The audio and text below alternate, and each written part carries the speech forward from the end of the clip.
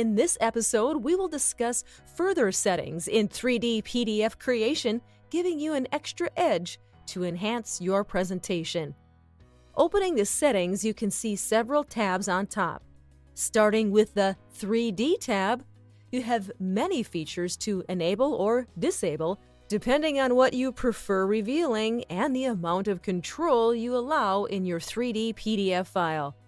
Furthermore, you can change the initial rendering and lighting mode, along with light power if you have custom light elements added in your scene.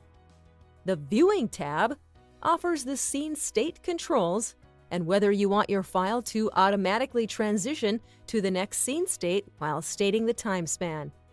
Navigation mode is also crucial to be set.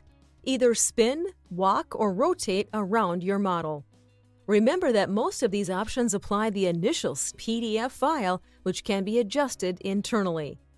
The Animation tab gives you the option to activate the timeline animation or not.